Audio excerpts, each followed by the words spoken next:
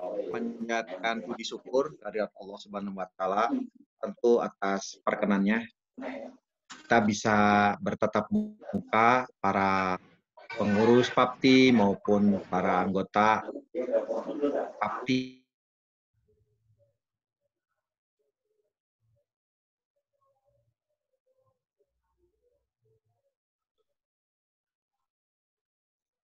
Terima kasih atas kehadiran Bapak Ibu, ya, ini para tokoh ya pendiri PAPTI dari Universitas Indonesia, ya sudah hadir Ibu Anon, kemudian dari Universitas Gajah Mada, ya, nah ada Pak Supri, kemudian dari ITB, kemudian dari Unpad, ya, ini para tokoh, ya. Terima kasih Pak Dharma, Ibu Anita, dan yang lain-lain tidak bisa disebutkan satu persatu. Kemudian dari Institut Pertanian Bogor, ini ketua 3 ya. Nah, ketuanya ada 3, ada ketua umum, saya sendiri waktu itu, kemudian ketua 1 Ibu Anon, ketua 2 itu adalah Ibu Dewi dari Gajah Mada, dan ketua 3 Pak Mustafa. Ya, tadi sudah hadir bersama cucu. Ya. Kemudian dari Universitas Diponegoro hadir Pak Suwarto Goton, ya Pak Suwarto. Kemudian ITS ini saya belum terlihat, ya. Pak Agus Santosa, ya Pak Agus. Kan nanti kita undang beliau, kalau ceramah bagus sekali, ya. Kemudian dari Erlangga ini yang memfasilitasi, terima kasih Pak Yunus dan kawan-kawan. Nah, ini Zoom yang tidak terbatas ini difasilitasi dari Erlangga. Kemudian perwakilan USU ini biasanya sangat antusias, Pak Arif belum kelihatan. Kemudian UPI, alhamdulillah Pak Kepala Arsipnya hadir. Ya.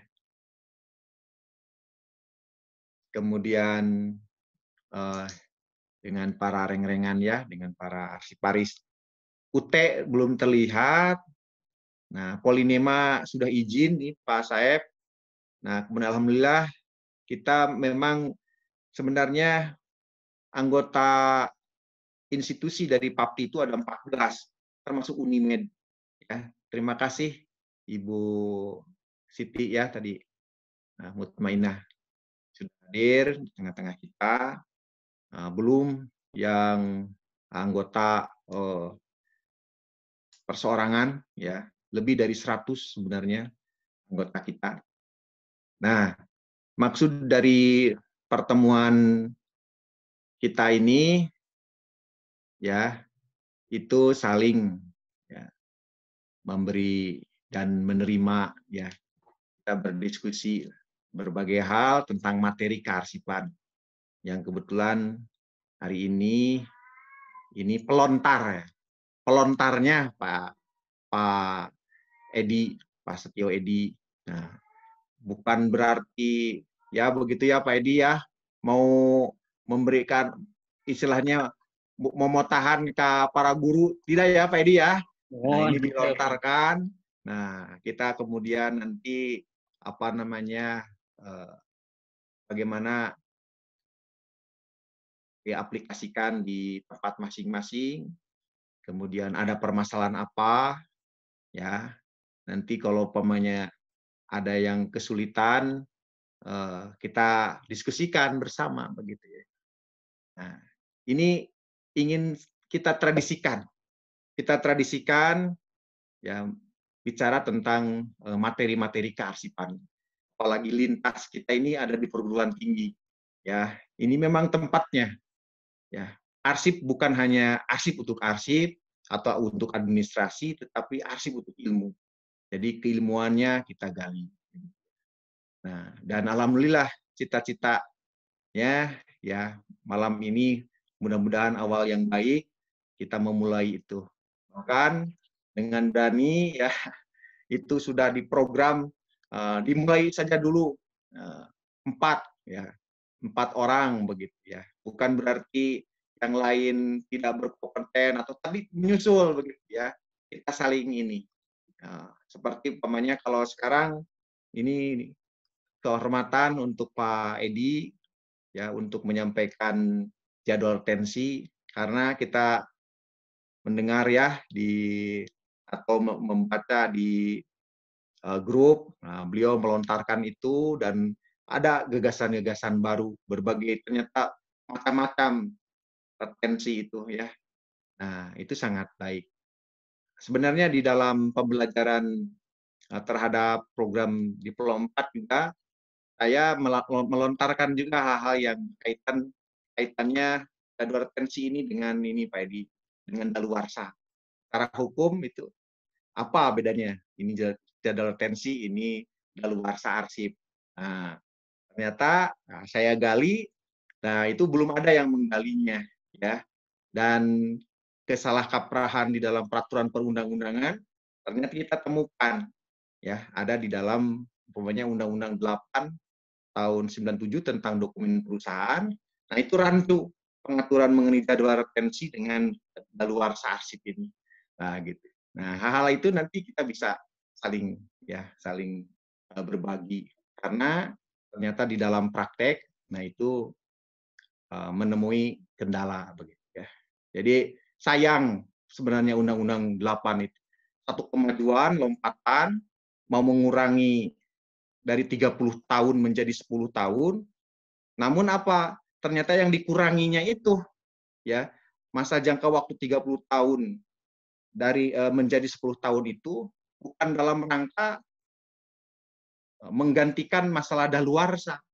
Kalau masalah daluarsa itu selesai masalah hukum.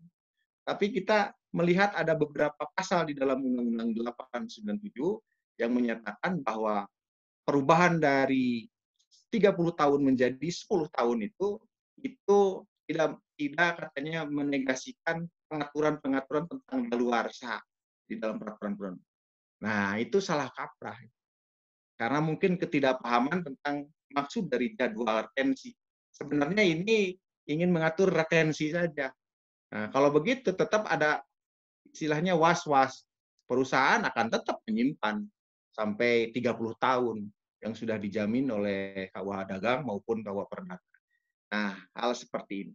Tapi malam ini coba kita dengarkan Pak Insinyur Edi, ya, gelarnya banyak sekali. Sebentar lagi, tambah lagi, beliau ini sedang menuntut ilmu, ya, sampai jenjang paling tinggi S3, ya, nanti tambah lagi doktor. Jadi kita bangga, ya, ada apa namanya generasi muda, ya, nah, dari Institut Pertanian Bogor yang konsen dalam bidang kearsipan. Ya. Kapasitas beliau tidak diragukan lagi, bahkan sebagai apa namanya teladan ya, Paris Teladan Nasional. Nah, saya kira sebagai pengantar untuk malam ini saya cukupkan. Nah, kemudian insya Allah Senin depan kebagian saya yang akan menyampaikan apa namanya ya sharing materi kearsipan, dilanjutkan nanti Pak Dr. Amin dan Pak Dr. Ade ya. Pak Ade siap nanti tanggal 3 Agustus ya.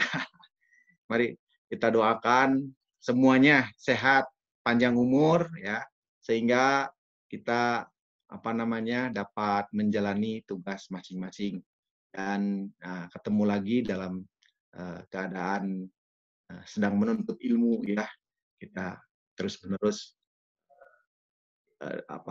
improvement ya, quality improvement di dalam bidang kearsipan ini. Saya kira demikian, Pak Sandi sudah hadir. Ya, Prof. Nah, kalau begitu saya persilahkan Bapak untuk memandu acara ini ya. Nah, terima kasih. Wabillahi taufiq wal hidayah. Wassalamualaikum warahmatullahi wabarakatuh. Waalaikumsalam warahmatullahi wabarakatuh. Waalaikumsalam warahmatullahi wabarakatuh. Terima kasih.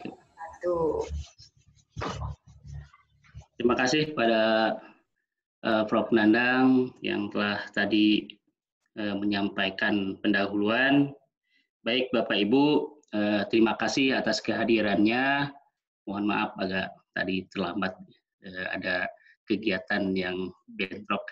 Baik Bapak Ibu, untuk mempersingkat waktu, seperti kita ketahui bahwa webinar ini secara paralel nanti akan disampaikan, dan untuk minggu pertama ini akan disampaikan terkait materi jadwal retensi arsip yang insya Allah alhamdulillah sudah hadir di sini Bapak Insinyur Setio Edi Susanto, STHI MVD. Ini beliau juga salah satu praktisi, kemudian juga ini banyak sekali riwayat sertifikat di bidang keahlian kearsipan, kemudian juga beliau juga narasumber, banyak sekali narasumbernya, mungkin nanti secara detail akan disampaikan oleh Bapak Edi. Beliau juga tadi sudah disampaikan oleh Prof. Nandang bahwa beliau juga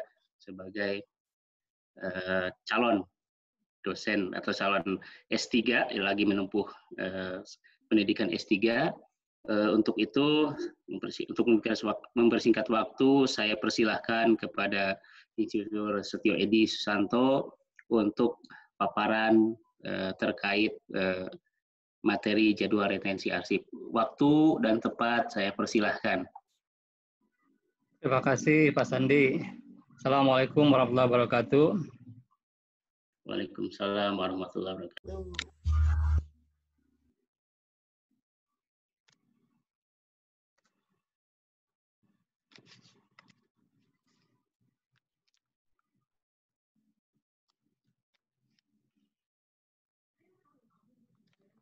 Jadi terima kasih atas waktu yang diberikan oleh panitia. Alhamdulillah pada kesempatan kali ini saya mendapatkan tugas dari Ketua Papti, Prof. Nandang, untuk sebetulnya awalnya itu ditawari untuk diskusi. Jadi saya pikir judulnya juga bahan diskusi sajalah. Bahan diskusi. Sudah muncul gambarnya, Prof? Sudah Pak Edi, mantap, iya. Bagus. Ya. Jadi ini tentang jadwal retensi arsip, banyak hal yang memang harus didiskusikan. Nanti mungkin kita sampaikan poin-poin diskusinya. Kalau dari slide-nya sekitar 30, jadi cukup banyak. Jadi mungkin nanti banyak yang dilewat, banyak diskusi saja. Nanti apa-apa yang diskusikan kita sampaikan di dalam slide. Ini biodata. Nah ini kira-kira bahan diskusi yang mungkin mudah-mudahan bisa didiskusikan malam ini, masukan-masukan dari teman-teman, pendapat-pendapat dari teman-teman. Mohon maaf, jadi hanya diskusi saja. Memang ada materi yang sudah disiapkan, tapi saya yakin yang lain juga sudah pada memahami semuanya. Jadi sudah pada ahli, sudah sering membuat TRA, sudah berpengalaman. Kita saling berbagi saja masalah yang apa yang ada, dan kemudian bagaimana menyelesaikannya. Mungkin masalahnya sama, tetapi penyelesaiannya bisa berbeda-beda. Atau juga bisa masalah yang berbeda, penyelesaiannya juga sama, mungkin bisa begitu. Nah, yang pertama adalah istilah retensi. Jadi istilah retensi itu, kalau dilihat dari jenisnya, kalau saya ada 5 jenis retensi itu. Yang ini ya, nah ini. Ada retensi aktif, ada retensi inaktif, ada retensi total, ada retensi kuantitatif, ada retensi kualitatif.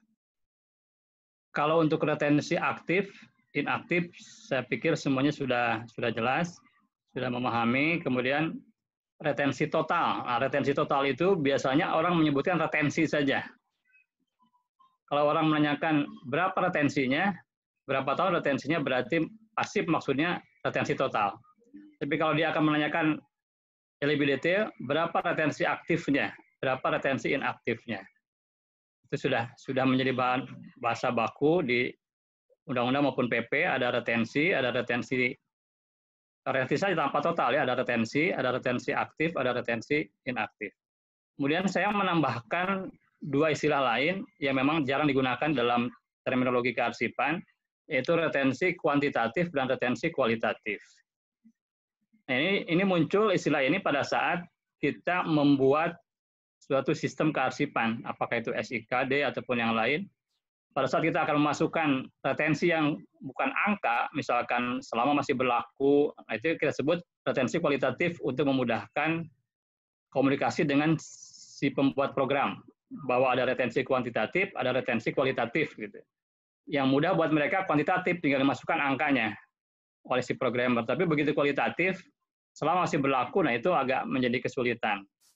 Misalkan retensi aktifnya selama masih berlaku, begitu ya, bunyinya seperti itu. Walaupun kesininya sudah mulai dihilangkan retensi kualitatif.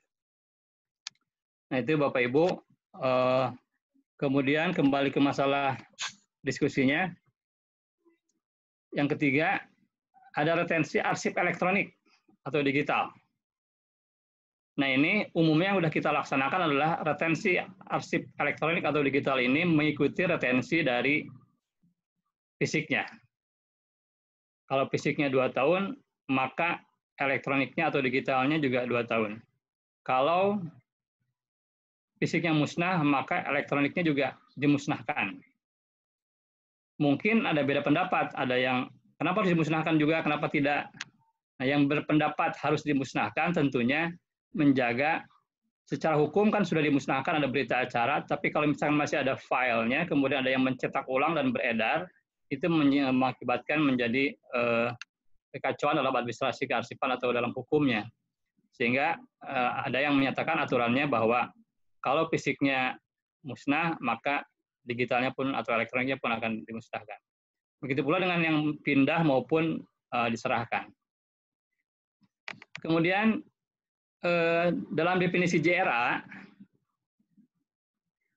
itu ada dalam undang-undang bahwa disebutkan adalah kolom sekurang-kurangnya mengandung ini. Gitu. Kalau dinyatakan sekurang-kurangnya, maka kita tentunya boleh menambahkan kolom dalam JRA. Tetapi selama ini, kami di IPB sudah 2 kali mengajukan persetujuan draft JRA, tambahan yang kita usulkan itu selalu dicoret. Dan memang tambahannya waktu itu adalah klasifikasi. Memang klasifikasi sudah punya daftar sendiri. Mungkin kalau penambahannya adalah kolom vital, kolom terjaga, gitu bahwa ini terjaga dikasih tanda, ini terjaga, ini vital, mungkin bisa diterima. Tapi selama ini memang Andri belum, mungkin ada yang lain, saya nggak tahu ya, mohon masukannya dari yang lain, apakah pernah menambahkan kolom JRA kemudian disetujui oleh Andri. Sebab secara definisi di undang-undang itu adalah kolom yang sekurang-kurangnya memuat, yang artinya mungkin Prof. Nandang bisa menjelaskan dalam segi hukumnya, yang artinya bahwa bisa ditambahkan, tidak hanya itu saja. Penambahannya tentunya harus ada alasan, diantaranya memang untuk memudahkan operasional di lapangan. Itu. Nah, kemudian ada istilah bahan diskusi yang selanjutnya adalah pemindahan arsip inaktif yang retensinya 10 tahun ke atas. Atau minimal 10. Kan ada retensi itu ada yang di bawah 10 tahun, 9 ke bawah, ada yang 10 tahun ke atas. Nah itu bagaimana mekanisme yang 10 tahun ke atas itu? Kalau yang di bawah 10 itu udah semuanya saya pikir udah lancar semua, dari berkas kerja, kemudian menjadi aktif di unit pengolah, kemudian pindah ke inaktif di unit kearsipan, kemudian musnah, kemudian diserahkan, itu sudah jelas. Tapi begitu yang 10 tahun ke atas, nah mekanismenya gimana? Nah itu nanti juga kita diskusikan. Kemudian kalau penggabungan, bagaimana kalau JRA digabung dengan klasifikasi, dengan SKKA? Nah, di sini saya menggunakan SKKAA, tidak menggunakan SKKAD gitu ya, SKKAD. Itu juga masih dalam perdebatan juga, silahkan nanti kalau berbeda pendapat. Sebab saya berpendapat di dalam undang-undang maupun PP-nya tidak menggunakan D di belakangnya, SKKA saja, SKKAA, tidak SKKAAD. Tapi dari Andri keluar juga SKKAAD.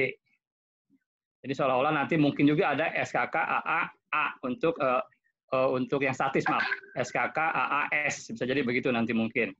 Ada SKKAAD, ada SKKAAS yang statis mungkin. Nah, penggabungan ini bagaimana mekanismenya? apakah klasifikasi dan JRA SKK ini bisa digabungkan atau tidak, apa kelebihan dan kekurangannya. Itu mungkin bisa jadi bahan diskusi juga. Kemudian ada kemarin yang ramai juga dibahas di grup itu adalah tentang arsip terjaga. Terkait dengan arsip COVID-19 ini, pandemi ini, bagaimana dengan arsip terjaga ini? Apakah, kan waktu itu saya melontarkan di grup bahwa arsip COVID itu masuk dalam arsip terjaga, itu waktu itu adalah hasil dari perhatian saya ke diskusi yang diadakan oleh AAI tentang arsip COVID-19 ini. Jadi, kan aturannya arsip terjaga itu kan dilaporkan itu 1 tahun, maksimal 1 tahun setelah kejadian. Kemudian diserahkan ke ANRI 1 tahun setelah pelaporan. Nah, berarti kan kalau memang arsip terjaganya belum diklopkan, belum disinkronkan dengan di JRA-nya, maka bisa jadi di JRA-nya itu belum waktunya diserahkan. Tetapi karena di arsip terjaga, dia harus diserahkan 2 tahun begitu. Nah, itu yang jadi masalah kalau dia sebagai arsip yang bukan terjaga. Tapi kalau dia sebagai arsip terjaga, ya memang harus disinkronkan juga di JRA-nya.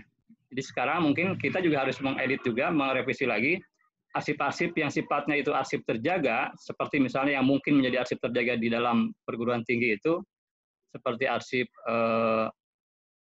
perjanjian kerjasama internasional, arsip HAKI, kalau tidak salah itu arsip terjaga juga. Itu mungkin jadi bahan diskusi juga, kira-kira gimana retensi arsip terjaga ini, JRA-nya. Jadi usulannya seperti ini, aktifnya misalkan aktif maksimal 1 tahun setelah kejadian, inaktifnya maksimal 1 tahun setelah pelaporan, keterangannya permanen diserahkan ke ANRI. Kalau terjaga itu kan tidak diserahkan ke LKPT, tapi langsung ke ANRI. Nah, itu juga kan harus disinkronkan lagi, dilihat lagi, ada tidak arsip terjaga di JRA kita, dan bagaimana retensinya. Kemudian ada juga tentang bahan diskusi retensi arsip vital. Retensi arsip vital itu bagaimana prosesnya dalam JRA? Apakah diaktif saja, kemudian inaktifnya dikosongkan, kemudian di keterangan juga dikosongkan, nah itu juga macam-macam. Mungkin tergantung juga jenis arsip vitalnya. Kalau contohnya arsip vital itu adalah arsip misalkan sertifikat. Nah, sertifikat tanah itu retensi aktifnya sampai dihapuskan. Kemudian nanti tidak ada inaktif strip, kemudian tidak ada keterangan juga strip, langsung tidak ada, langsung hilang begitu. Tidak ada inaktifnya seperti itu. Nah, contoh-contoh seperti itu, bagaimana sebetulnya menerapkan retensi baik vital maupun yang terjaga. Kemudian hubungan antara retensi dengan level arsip, klasifikasi arsip dan keterangan. Jadi nanti kalau di dalam tulisannya yang di bawah ini sebetulnya sudah disampaikan bahwa retensi dalam JRA itu adalah pada level berkas, bukan pada level item ataupun bukan pada level series. Jadi kita memberikan retensi 2 tahun itu dalam berkasnya, bukan dalam itemnya ataupun bukan dalam seriesnya. Nah, itu nanti kita lihat di dalam materinya ada di dalam, jadi ini hanya materi-materi diskusi saja. Kemudian penggunaan kata minimal pada retensi. Jadi retensi itu memang sebetulnya kalau didefinisikan waktu simpan minimal. Kalau misalkan tulis aktifnya 2 tahun, berarti minimal 2 tahun, artinya tidak boleh kurang dari 2 tahun, tapi bisa lebih dari 2 tahun, lebih sebulan, lebih sehari, lebih seminggu gitu masih dibolehkan, tapi kurang tidak boleh. Jadi kata minimal, memang minimalnya jarang disebutkan, tapi di lapangan itu dipakai istilah minimal.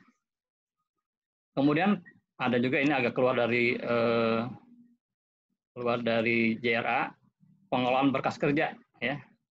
Karena arsip itu, kita lanjut saja ya, arsip itu sebelum menjadi aktif, dia namanya berkas kerja. Dia belum dihitung aktifnya kalau dia belum close file. Nah, nanti kita lihat di bawah.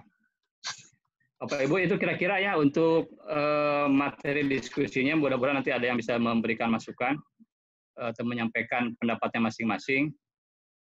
Mohon maaf sebelumnya ini Pak Sandi sampai jam berapa ininya waktunya? Saya menyampaikan materi dulu, apa langsung diskusi atau bagaimana Pak Sandi? Silakan Pak menyampaikan materi dulu supaya nanti lebih lengkap. Yang akan bertanya juga nanti di kolom chat sudah mulai bisa untuk bertanya. Silakan Pak. Nah, ini kira-kira ya peraturan ya Bapak Ibu ya. Ini udah pada bisa cari semua di Google.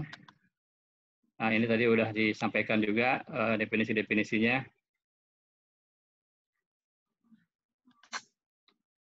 Ini saya cantumkan di sini peraturan-peraturannya. Nanti Bapak Ibu nanti tidak ini tinggal bisa dilihat saja.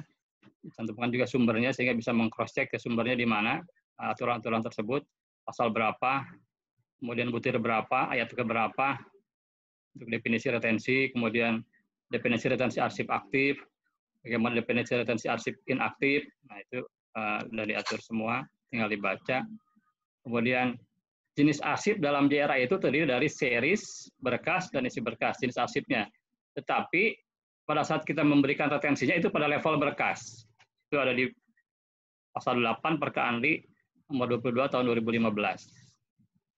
Nah, untuk menentukan retensi itu semuanya menggunakan berdasarkan pedoman retensi arsip. Bapak Ibu mungkin sudah punya semua. Pedoman retensi arsip itu banyak sekali urusannya, ada urusan kehutanan, perikanan, pendidikan, hukum, keuangan, kepegawaian, itu semuanya diatur oleh Anli. Kita tinggal menggunakan.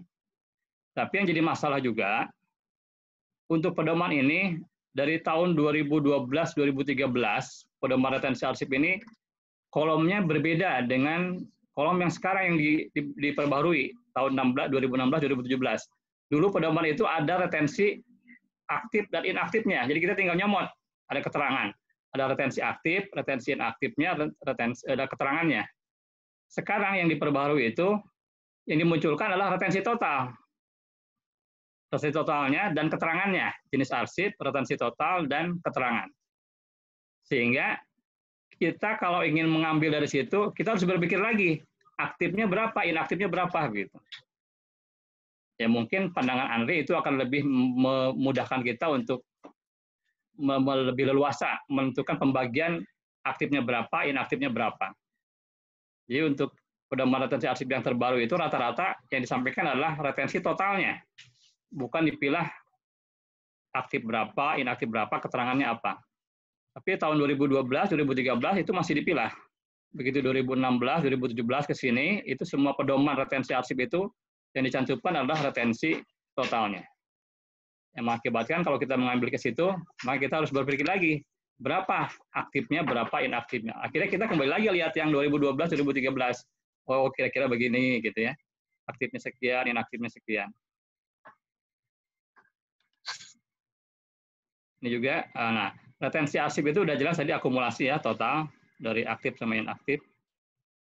Nah, kemudian, penentuan masa retensi arsip dihitung sejak kegiatan dinyatakan selesai atau close file. Ini juga bisa jadi bahan diskusi kita. Pada dasarnya, arsip itu mulai aktif itu sejak close file. Kaidah dasarnya. Arsip itu mulai aktif sejak dia close file. Kalau close file-nya tanggal 1 Mei, maka dia aktif 1 Mei. Kalau aktifnya misalkan 2 tahun, dia mulai 1 Mei itulah 2 tahun.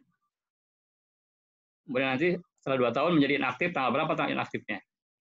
Nah, kalau kita di lapangan, di PB, ada tanggal close file, ada tanggal mulai aktif. Jadi kita pisahkan malah. Walaupun aturan dasarnya adalah tanggal mulai aktif sama dengan tanggal close file. Close file itu contohnya misalkan lengkapnya berkas. Untuk berkas dinyatakan lengkap, maka dia close. Tapi kalau misalkan suatu berkas masih ada yang belum lengkap, apakah itu mungkin pertanggungjawabannya belum, dia masih nunggu. Kalau dia masih nunggu, walaupun dia sudah hampir selesai berkasnya, tapi belum lengkap, dia belum ngitung tuh aktifnya. Belum dihitung. Jadi begitu udah close file, lengkap, maka dihitunglah di situ mulai aktif, menjadi arsip aktif. Tanggal berapa saat itu. Nah, tapi kita kebijakan di IPB, kalau seperti itu, nanti close file atau mulai aktif itu bisa bermacam-macam variasinya dalam 1 tahun. Ada yang 1 Januari, ada yang 4 Februari, ada yang 10 Maret, dan sebagainya. Sehingga itu akan menyulitkan kita, menurut pandangan kita di IPB, dalam mengelola penyusutannya. Sehingga kita ambil kebijakan, mudah-mudahan nanti jadi bahan diskusi juga ini, ada tanggal close file, ada tanggal mulai aktif. Kita pisahkan jadi dua. Yang seharusnya tadi tanggal mulai aktif sama dengan tanggal close file, kita bedakan sekarang. Jadi kalau di IPB, tanggal mulai aktif itu selalu diundurkan ke 1 Januari tahun berikutnya. Kalau close file-nya tanggal 5 Agustus, tetap mulai aktifnya adalah 1 Januari 2000 berikutnya, tahun berikutnya. Sehingga proses daripada penyusutan, apakah pemindahan, kemudian proses penyerahan, proses pemusnahan, itu selalu di awal tahun. Di awal tahun lah kita selalu melakukan penyusutan barang-barang. Ada yang pindah, ada yang musnah, ada yang sampai kira-kira 3 bulan lah di awal tahun itu proses penyusutan semuanya. Nah, ini mungkin jadi bahan diskusi juga. Boleh nggak sebetulnya kebijakan seperti itu? Ada yang dipindahkan ke 1 Januari berikutnya, ada yang dipindahkan jadi 2 tahun, jadi dua tahap, ke 1 Juli dan 1 Januari. Kalau misalkan yang close file-nya 2 Februari, ada yang ke 1 Juli. Kalau kita IPB ngambil tetap ke 1 Januari semuanya. Sehingga menjadi lebih lama. Menjadi berkasnya itu menjadi lebih lama.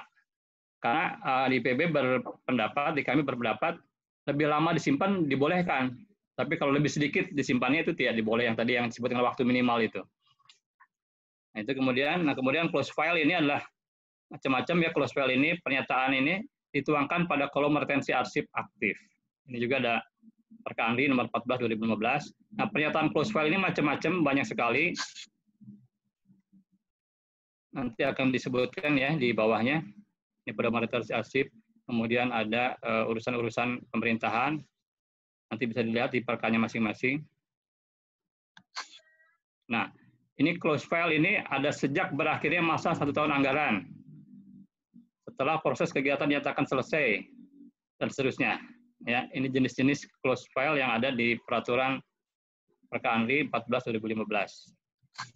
Ini juga jenis close file-nya. Ini definisi-definisi JRA, kemudian kewajiban kita sebagai perguruan tinggi membuat JRA itu ada dalam undang-undang.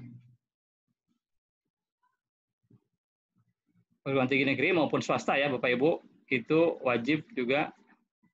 Yang negerinya yang wajib, kalau yang negeri itu nanti wajib dia mengajukan namanya persetujuan dari ANRI.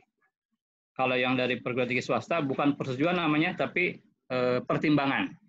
Mungkin nanti Prof. Nandang bisa dari segi hukum apa bedanya itu persetujuan dengan pertimbangan. Jadi yang negeri itu namanya persetujuan.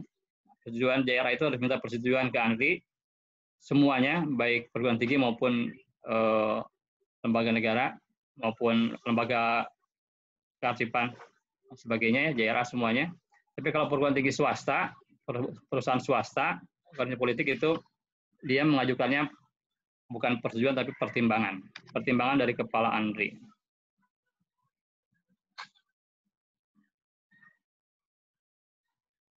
Ini kita lewat saja. Ini nilai guna juga kita lewat ya. Bapak Ibu, kita lewat nilai-nilai guna, definisi nilai guna sekunder, primer, dan sebagainya, nanti bisa dilihat sendiri, nilai guna kesejarahan, dan sebagainya. Nah, ini ada ketentuan dalam Perkandri itu, untuk menentukan retensi itu, kalau untuk nilai guna administrasi, itu 2 tahun retensinya. Retensi apa? Retensi total. Bukan aktifnya, bukan inaktifnya, tapi retensi totalnya 2 tahun. Kemudian ada juga yang menafsirkan ini adalah minimal 2 tahun. Tidak harus pas 2. Tapi di tulisannya memang 2 tahun. Tidak pakai kata minimal. Maka saya kasih tanda kurung minimal. Untuk hukum, pendidikan, ilmiah, teknologi itu 5 tahun. Untuk masalah keuangan itu 10 tahun. Artinya, kalau di sini disebut minimal 2 tahun, bisa jadi dia 3 tahun bisa gitu untuk administrasi. 4 tahun bisa. Tapi begitu masuk 5 tahun, dia untuk hukum, pendidikan, ilmiah, teknologi itu 5 tahun. Jadi kalau misalkan 3 tahun, maka tinggal kombinasinya. Mau aktifnya 1, inaktifnya 2, atau kebalikannya aktif 2, inaktifnya 1, itu tergantung dari masing-masing mempertimbangkannya.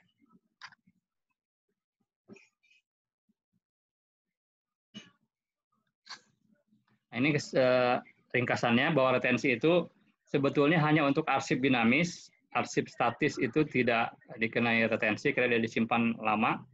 Kemudian retensi itu merupakan waktu minimal, kemudian juga merupakan waktu kumulatif dari aktif dan inaktifnya, dan juga berlaku untuk arsip elektroniknya sama.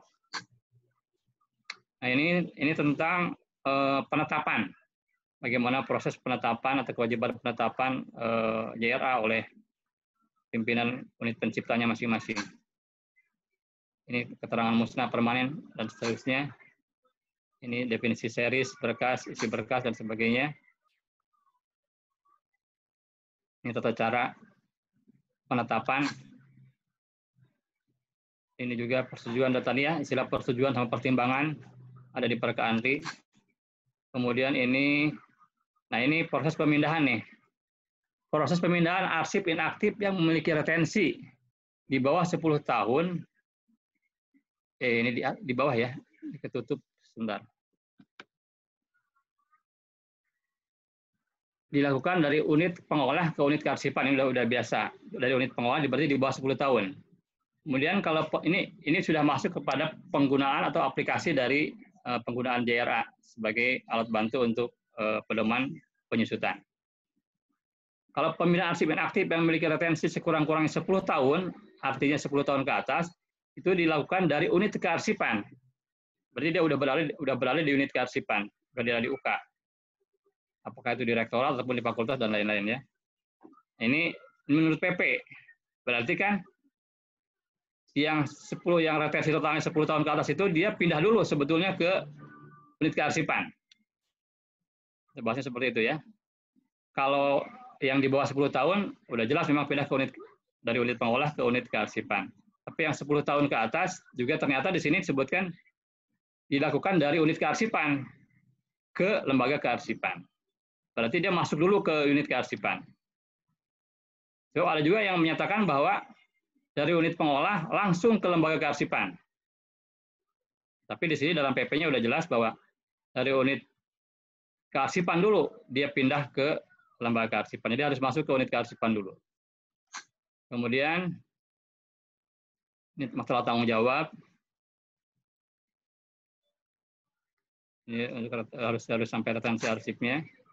Ini kembali lagi ke ini. Pelaksanaan ini kalau tadi pemindahan, sekarang penyerahan. Kalau yang 10 tahun di bawah 10 tahun ini udah biasa ini di bawah 10 tahun yang ini yang atas, tapi kalau yang bawah ini pelaksanaan penyerahan arsip statis yang memiliki retensi sekurang-kurangnya 10 tahun menjadi tanggung jawab lembaga kearsipan. Jadi ini sudah di lembaga kearsipan sekarang berarti. Bukan berada di bukan masih berada di unit kearsipan, tapi sudah di lembaga kearsipan. Nah, jadi di mana nanti titik temunya? Apakah yang tadi bahwa arsip inaktif itu di unit kearsipan dulu, tapi di sini kok sudah sampai ke lembaga kearsipan, nanti kita lihat gambarnya.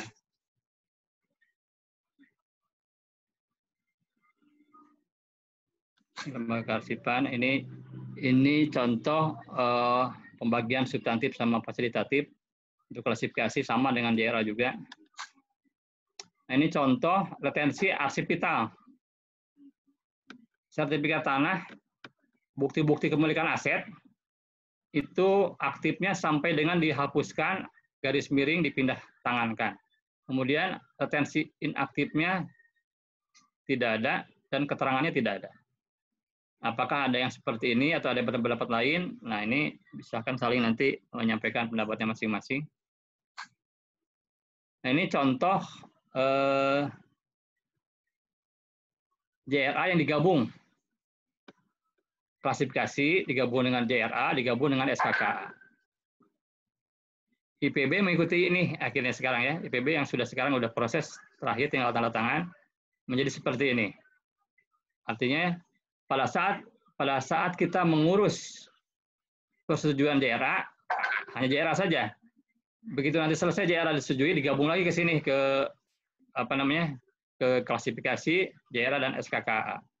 Karena kami tetap berpendapat bahwa ini akan memudahkan di lapangan, tidak usah melihat 3 buku atau 3 peraturan, tapi cukup 1 halaman sudah bisa melihat 3 aspek: klasifikasi, retensinya maupun hak aksesnya. Ini Bapak Ibu, di sini sebetulnya ini sebelah kiri ini aktif, ini inaktif, di sini statis. Tapi Bapak Ibu sebetulnya di sebelah sini ini, sebelah kiri sebelum aktif, dia ada yang namanya disebut dengan istilah berkas kerja. Yang jarang disebutkan di dalam undang-undang maupun PP maupun di perkanrinya. Berkas kerja inilah yang belum mencapai close file.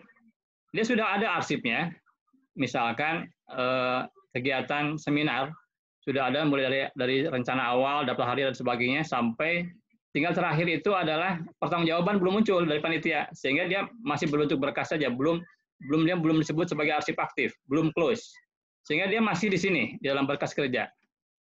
Begitu nanti close, maka start dihitung aktif, maka dia masuk ke sini ke aktif.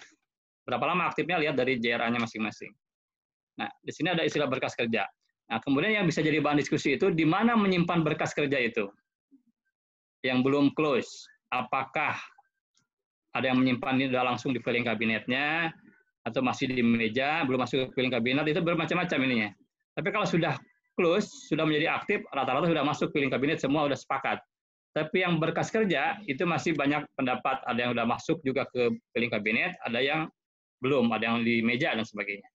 Nah, silakan nanti pengalaman masing-masing bagaimana menangani berkas kerja yang belum close. Tapi sudah ada arsipnya. Kadang-kadang juga ada yang menyatakan, ini gimana, banyak sekali nih berkas ini belum close. Yang belum close itu banyak jumlahnya.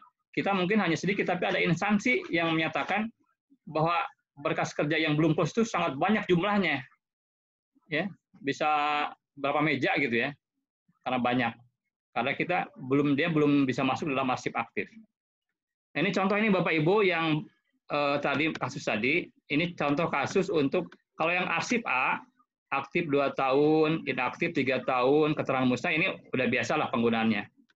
Berarti 2 tahun disimpan di unit pengolah, kemudian dipindahkan ke unit kearsipan, disimpan selama 3 tahun. Setelah itu keterangan musnah, maka dimusnahkanlah di unit kearsipannya, di fakultas atau di rektorat.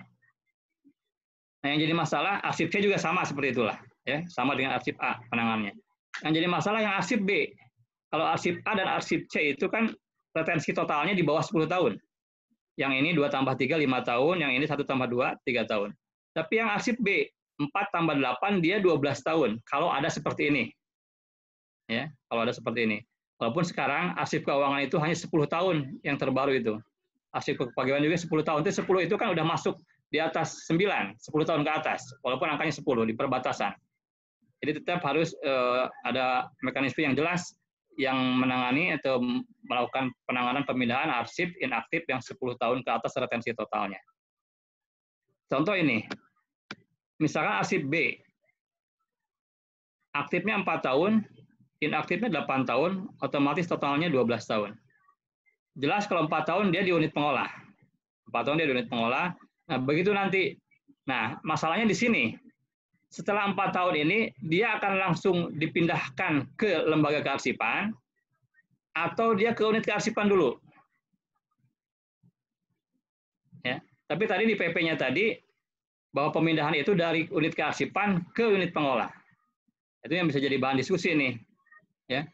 Nah, kalau di IPB sendiri, kalau menemui kasus seperti ini, 4 tahun di sini, kemudian karena di unit kearsipan itu hanya boleh menyimpan arsip yang umurnya 9 tahun ke bawah, maka di sini hanya disimpan selama 5 tahun. 4 plus 5 adalah 9. Maka begitu masuk tahun ke-10, dia dipindahkan lagi ke lembaga kearsipan. Nah, apakah polanya seperti itu yang lain atau bisa menerjemahkan yang lain, silakan nanti dalam diskusi. Jadi kalau di kami, kalau kondisi seperti ini, 4 tahun di unit pengolah, kemudian pindah tahun ke-5 pindah ke unit kearsipan, disimpan di unit kearsipan bukan selama 8 tahun, tetapi selama 5 tahun, supaya jumlahnya 9. Nah, begitu nanti tahun ke-10, dia dipindahkan lagi ke lembaga kearsipan, di unit kearsipan 1. Di unit kearsipan 1 di lembaga kearsipan. Begitu nanti, kalau keterangan permanen, maka nanti diserahkanlah dari unit kearsipan 1 ke lembaga kearsipannya. Ya, permanen. Nah, mekanisme seperti ini yang harus diperjelas lagi, jangan sampai nanti bervariasi di lapangannya. Ada yang dari sini mungkin langsung begitu habis 4 tahun, karena dia jumlahnya di atas 9 atau 10 tahun ke atas, maka begitu tahun kelima langsung ke lembaga arsipan. Jadi yang seperti itu juga. Nah, apakah itu juga mungkin juga benar gitu ya. Tinggal nanti bagaimana pendapatnya masing-masing dan argumennya masing-masing. Oke, itu jadi bahan diskusi. Nah, kemudian ini juga masalah penggunaan daerah untuk penyusutannya. Seandainya seperti ini misalkan, ini unit pengolah, ini unit kearsipan, di sini lembaga kearsipan. Ini UK2 lah, UK2 ya. Seandainya terjadi arsip yang sama, ada SK rektor. Di sini ada SK rektor, di UP1, unit pengolah 1, di sini juga ada SK rektor, di UP2, di sini juga ada SK rektor. Memang bukan asli salinan gitu ya. Tapi siapa yang nyimpan aslinya, kadang-kadang orang juga mungkin khawatir ragu-ragu, ada nggak yang ngurus arsip yang aslinya? Dikumpulkan nggak yang aslinya gitu? Nah, kalau di kita, salah satunya adalah tetap walaupun di sini kopian, tapi kita tidak hanya punya satu kopi, tidak punya asli, ini dianggap sebagai arsip dulu. Nah, begitu nanti dari sini, misalkan ini sama SK rektor, di sini sama-sama SK rektor yang sama lah, nomor 1 misalkan, SK rektor nomor 1 yang sama, di sini juga sama, dia masuk ke sini. Begitu habis masa aktifnya, dia menjadi inaktif, masuk ke UK2, ke sini. Nah, begitu di UK2, nanti di sini akan diseleksi. Proses seleksi, hanya tinggal satu yang paling otentik di sini diambil satu. Tadi yang satu di sini juga akan masuk ke sini kan, dari unit pengolah yang lain juga akan memasukkan juga ke sini SK rektor juga sama, yang sama. Arsip yang sama di sini, karena semuanya menerima SK rektor misalkan. Nah, masuklah ke sini nanti. Jadi sekarang di 2 unit ini ada SK rektor yang sama. Tapi nanti begitu masuk nanti semuanya ke sini ke lembaga kearsipan karena dia permanen, masuk ke sini, maka nanti di sini juga akan ada proses seleksi lagi. Jadi tinggal satu di sini. Jadi artinya sebetulnya pada unit kearsipan itu ada proses seleksi yang double itu juga seleksi di sini. Tidak hanya menerima begitu saja. Pertama diterima, oke, diperiksa, kemudian juga ada proses seleksi, jangan sampai nanti ada yang sama dari unit pengolah di bawahnya yang masuk ke dalam unit kearsipan. Ada proses seleksi. Itu kira-kira, nah mungkin itu Bapak Ibu bahan kira-kira untuk diskusi malam ini, mudah-mudahan ada masukan, ada bahan yang bisa disampaikan. Mungkin demikian, terima kasih Pak Sandi, waktunya dikembalikan ke moderator. Baik, terima kasih Pak Edi atas paparannya. Tadi sudah dijelaskan beberapa hal terkait JRA, ada arsip terjaga, kemudian juga ada tadi termasuk close file, arsip vital, kemudian tadi ada berkas kerja sebelum aktif dan inaktif. Nah, Bapak Ibu, seperti tadi sudah saya sampaikan, silahkan apabila ada yang bertanya atau masukan di kolom chat, atau saya bacakan dulu ya. Ada di kolom chat ini yang tadi dari, ini nih. Yang pertama dari Pak Mus nih, Pak Mustafa. Maka Pak Mustafa mau langsung mendiskusikan atau saya bacakan dulu ya? Melengkapi mungkin. Melengkapi ya, mau melengkapi nih. Tadi Pak Mustafa disebut SKKA, SKKAD, dan SKKAS, di mana huruf S terakhir disingkat dari kata statis. Hanya bukan kalau arsip statis sudah publik domain, sehingga tidak perlu ada aturan SKKAS. Maka menambahkan barangkali Pak Mus ada lagi online.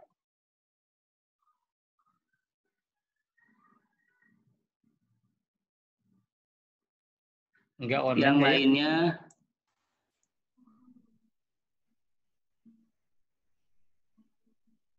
ini ada Bu Anita. Bu Anita barangkali mau langsung menambahkan. Iya, tadi mohon maaf nih, tadi saya mendengar pernyataan dari Pak Edi. Pak Edi bilang bahwa arsip terjaga itu diserahkan kepada ANRI. Mungkin kalimatnya harus disempurnakan, Pak. Karena dalam Perka ANRI yang nomor 4 atau 41 itu tentang arsip terjaga itu jelas bahwa yang diserahkan itu hanya salinan dari arsip asli, tidak arsipnya yang diserahkan. Itu pun 1 tahun setelah pelaporan. Sehingga sebetulnya tetap jadwal retensi arsip untuk arsip terjaga itu harus tetap ada, dibuat di unit pencipta. Begitu, Pak. Silahkan deh Bapak telaah. Iya, Bu. Gitu aja, terima kasih. Karena Unpad lagi bikin draft peraturan rektor arsip terjaga ini. Demikian, salam. Waalaikumsalam. Halo?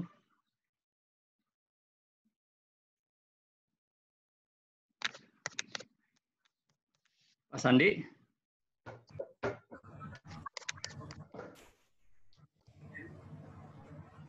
Mus kalau mau bicara bisa Pak Mus, tinggal diklik aja.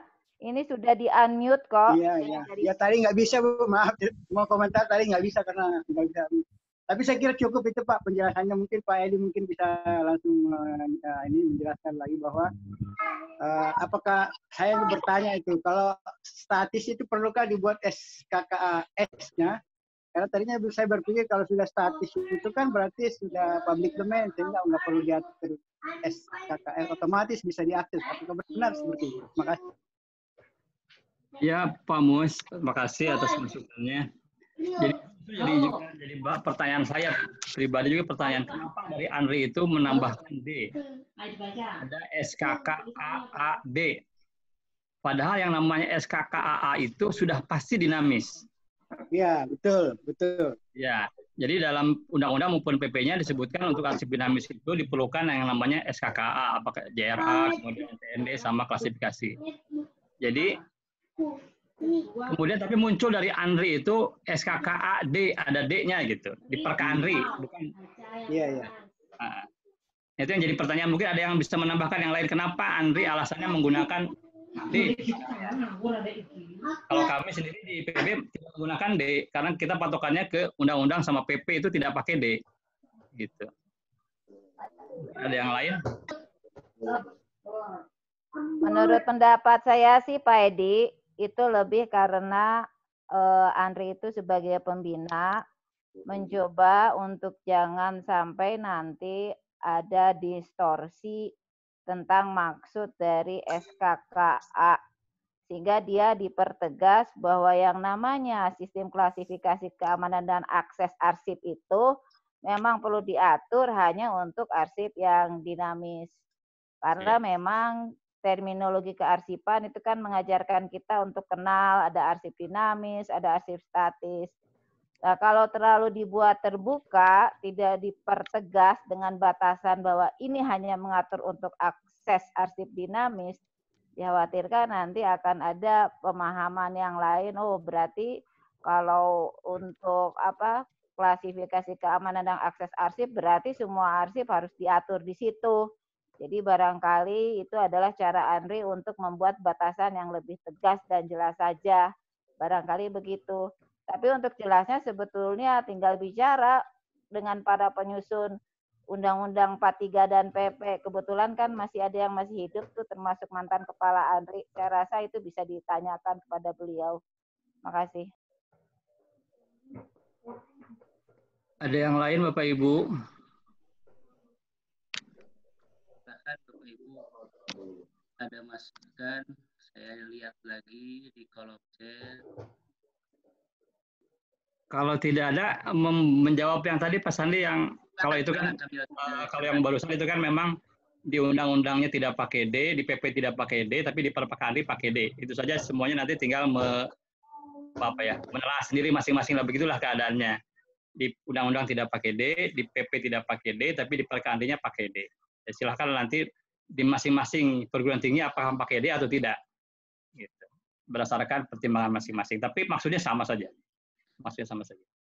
Nah, kemudian tadi yang koreksi dari Bu Anita untuk arsip terjaga di Perka ANRI nomor 41 tahun 2015 itu Ibu itu bacanya di paling akhir, Bu ya? Bu Anita ya? Saya dari awal sampai akhir. Karena saya ngedrafting itu baca dari perka itu, ngedrafting baca dari perka itu, dan Nah, ini saya ada juga sampingan ya? kemarin baru ketemu kan Maret dengan para Bu Sulis dan para Arsiparis Andri di Grand Kemang, Jakarta. Iya, Ibu. Ini sudah ditampilkan, Bu ya? Kelihatan, Bu ya, Bapak Ibu? Kelihatan, Pak. Ini adalah Perka Andri nomor 41 tahun 2015. Jadi nomor 24 sampai 25 itu belum terakhir, masih ada nomor 26, 27. Jadi yang diserahkan di sini nomor 24 adalah salinan otentik. Nomor 24 dan 25 itu sesuai dengan PP 28 2012. Tapi yang tidak sesuai dengan PP itu bukan berarti bertentangan, tapi Andri punya mungkin menambahkan ya. Di nomor 26 di bawahnya, ini penyerahan naskah asli arsip terjaga kepada Andri paling lama 1 tahun setelah dilakukan pelaporan. Jadi yang diserahkan itu menurut Perka Andri ini bukan hanya salinan otentik, tetapi juga adalah dengan naskah asli arsip terjaganya. Kemudian penyerahan naskah asli arsip terjaga tersebut dilengkapi dengan berita acara. Nah, ini yang jadi pertanyaan saya waktu itu di grup. Ya, kemudian dari orang Andri juga di grup Arsiparis Media kalau tidak salah menyatakan bukan bertentangan, memang tidak bertentangan, tetapi kalau misalkan dicantumkan seperti ini harus dengan aslinya diserahkan ke Andri, karena di PP-nya kan hanya menyerahkan arsip terjaga itu adalah salinan otentik saja, baik kopinya maupun hard kopinya, salinan otentik itu. Tapi di Perka Andri ini selain salinan otentik juga ditambahkan juga harus menyerahkan naskah aslinya di butir 26 dan 27. Nah, ini yang merupakan tambahan dari PP itu. Nah, apabila ini dilakukan, maka akan tidak klop dengan retensi yang sudah ada di JRA. Misalkan arsip, misalkan haki, misalkan yang berpengaruh arsip terjaga. Di kita misalkan 2 tahun, 3 tahun misalkan, 2, 3. Nah, berarti kan 5 tahun totalnya. Baru bisa diserahkan. Diserahkannya juga kan ke lembaga kearsipan perguruan tinggi, bukan ke Andri. Nah, kalau menjadi arsip terjaga, maka dia harus 2 tahun sudah diserahkan ke sana aslinya, kalau kita mengikuti Perka ini, Perka Andri nomor 41 2015. Jadi ada wanita, ada poin 26, 27 yang menyatakan aslinya juga diserahkan ke Andri. Itu yang mungkin perlu kita kita analisa dalam JRA kita nantinya. Ini akan berpengaruh ke JRA kita, terutama JRA yang ada arsip terjaganya, seperti perjanjian. Nah, jenis-jenis arsip terjaga di perguruan tinggi pun masih jadi bahan perdebatan. Haki masuk arsip terjaga, kemudian perjanjian internasional masuk arsip terjaga. Apakah yang punya perguruan tinggi itu masuk terjaga benar-benar atau tidak sebetulnya? Haki di perguruan tinggi itu masuk yang terjaga atau tidak sebetulnya? Itu juga masih jadi bahan pembicara atau bahan diskusi. Nah, mungkin dari yang lain bisa ada masukan, kira-kira menanggapi masalah seperti ini bagaimana? Mungkin itu Bu Anita. Prof. Nandang mungkin tuh, Prof. Nandang dari aspek hukum, Prof. Apakah boleh satu peraturan yang dibuat di bawah PP atau undang-undang mengatur lagi satu pasal yang sebetulnya tidak diatur di dalam PP dan undang-undang yang mendasarinya? Jadi seperti kata Pak Edi, ketika ditambahkan satu poin yang sebetulnya di dalam undang-undang atau PP tentang kearsipan tidak secara eksplisit menyebutkan harus menyerahkan naskah asli. Mangga, Prof. Ya, terima kasih. Dalam hukum ada 2 azas yang katakanlah suka terlewatkan, gitu. Ya, yang pertama yang disebut dengan azas lex specialis derogat legi generalis. Apa artinya lex specialis legi generalis? Lex specialis itu hukum yang khusus. Ya. Hukum yang khusus, hukum yang lebih spesifik, ya. Nah, ini bisa mengalahkan hukum yang bersifat umum. Nah, apa contohnya? Nah, seperti halnya perintah JRA harus tadi istilah Pak Edi itu disetujui kalau untuk PTN dan dipertimbangkan. Nah, gitu kan kita baru dapatkan dari PP. Ya. saya masih teringat itu ketika pertama kali menjadi kepala kearsipan di Unpad. Nah, saya gembira sudah ada JRA, ya, peraturan rektor. Hanya ketika saya tanya, Bu Anita, ini sudah disetujui Andri tidak? Nah, dulu kita diskusi ya, Bu Anita masih ingat? Oh, belum cina ini. Dan memang iya, tidak salah Unpad menyatakan seperti itu gitu, karena ya di dalam Undang-Undang 43 tidak ada perintah bahwa bahwa JRA itu harus disetujui oleh Arsip Nasional Republik Indonesia. Namun PP kita lihat ya, Pak Edi, kalau tidak salah pasal 58 ya. Nah, dan seterusnya. Nah, itu ada kata-kata seperti itu, bahkan ditindaklanjuti oleh. Nah, ini kalau di dalam hukum, apakah kita akan mengikuti azas yang tadi yang namanya azas lex specialis derogat lege generalis? Apa artinya? Hukum yang khusus mengalahkan hukum yang umum. Nah, gitu. Jadi, barangkali ada alasan filosofis, sosiologis, dan yuridis mengapa Andri ya harus menyetujui. Nah, dari sisi teori penyerahan tanggung jawab, nah ini lebih menguntungkan sebenarnya. Karena apa? Kalau terjadi apa-apa, kalau sudah disetujui Andri, nah ini tanggung jawab ya, Arsip Nasional. Nah, makanya saya berpikir positif.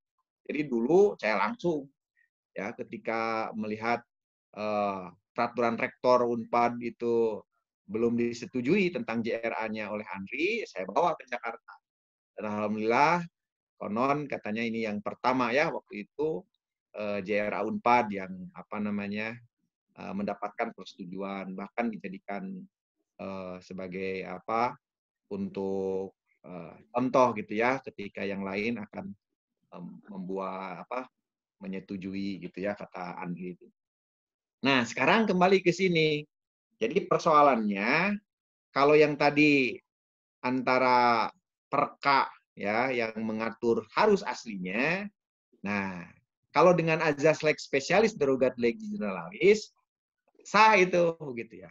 Artinya itu aturan khusus ya yang dari sisi filosofis maupun yuridis dan sosiologis barangkali itu yang bisa menyelamatkan lah begitu ya.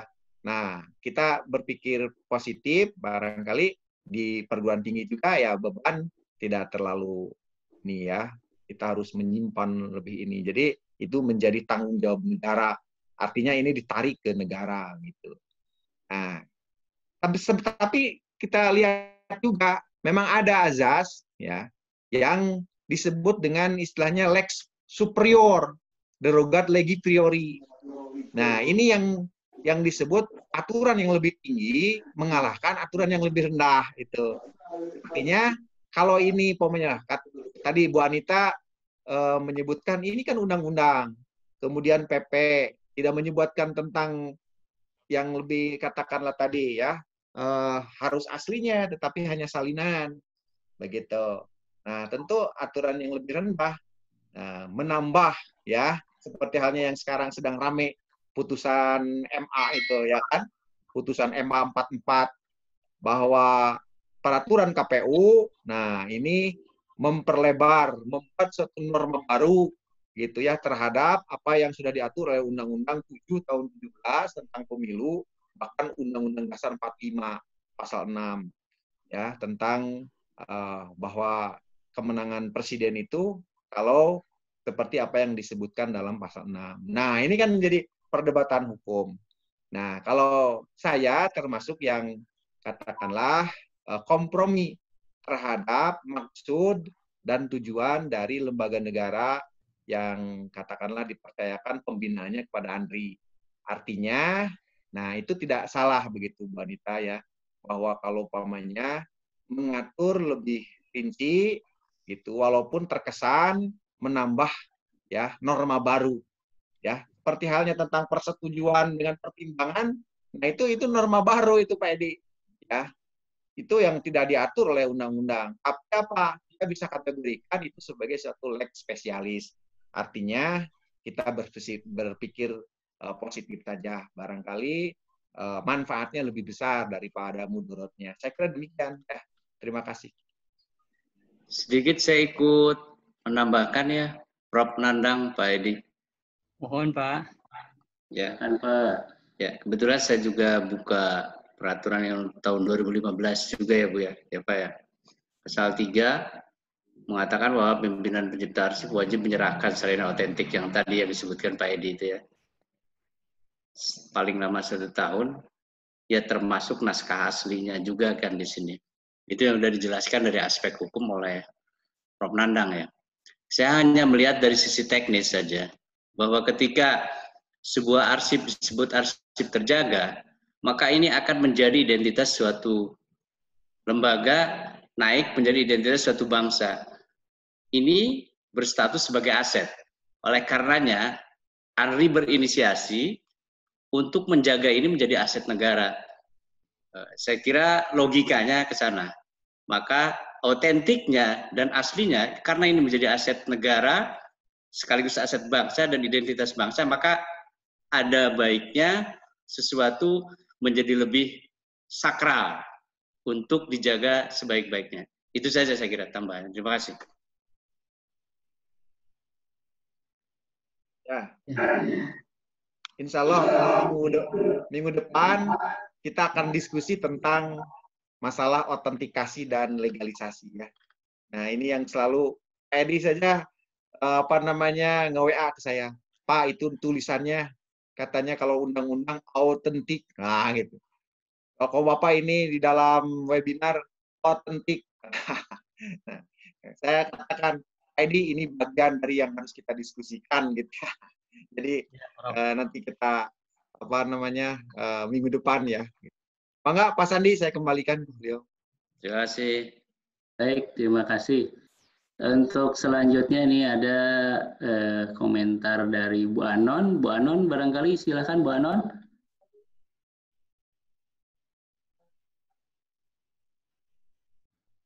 Halo Bu Anon. Yuk, ya. Silakan Bu. Ya, terima kasih Pak Sandi. Pak Edi, saya hanya ingin lebih menjustifikasi saja karena ada terkait retensi total, retensi kualitatif dan retensi kuantitatif, ya kan?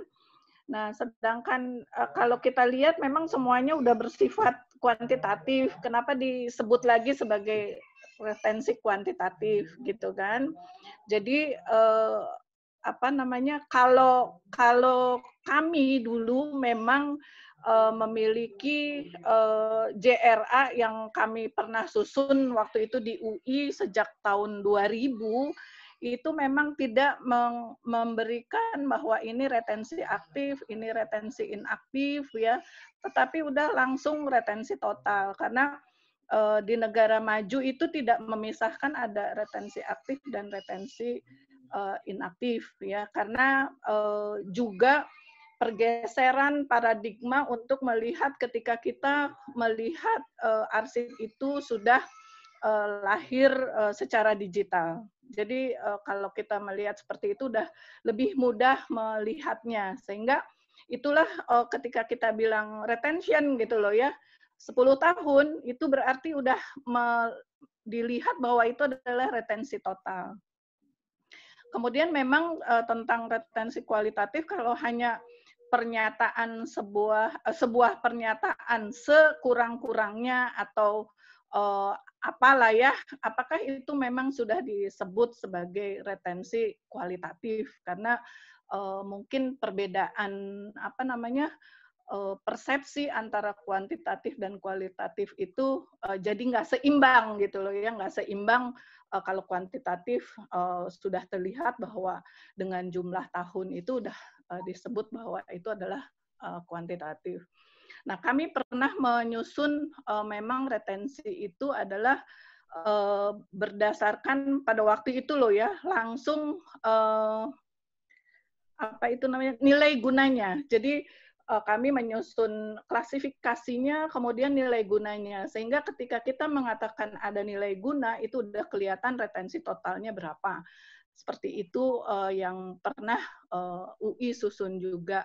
tentang retensi ini. Nah, terkait peraturan, undang-undang dan sebagainya, memang kita harus atau kita memang tadi yang disebut Prof. Nandang, saya setuju. Setiap lembaga kearsipan itu kalau memang kita ingin membuat sebuah jadwal retensi atau apapun, itu adalah kebijakan harus dituangkan di sana. Memang sesuai dengan kebutuhan keperluan kita di dalam lembaga itu sendiri. Karena kalau saya terus terang aja memang lebih kepada manfaatnya dari kita dari lembaga kita itu untuk seperti apa. Nah, itu adalah